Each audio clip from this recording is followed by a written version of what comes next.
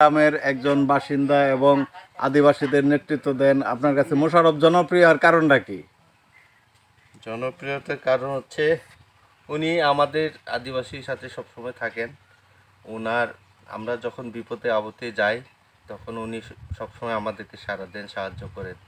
তারপরে যে কোনো প্রতিষ্ঠানের জন্য গির্জা, মসজিদ, মন্দির সবখানে উনি হাত আছে, সবসময় উনি আমাদেরকে সাহায্য করে থাকেন। এজন্য আমরা চাই মোশাররফ ভাইকে আমরা বিপুল ভোটে আমরা জয়লাভ করব।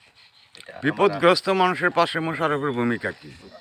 ভূমিকা অনেক ভালো। উনি সবসময় যে কোনো লোক হোক, মুসলিম হোক, খ্রিস্টান হোক, গারো হোক, হিন্দু হোক, সবার পাশে উনি থাকেন সবসময়।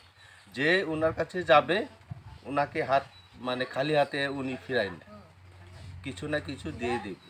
হয়তো পুরোপুরিভাবে করতে পারবে না, কিন্তু উনি খুশি মতো যা দেয় তাই নিয়ে সন্তুষ্ট থাকে।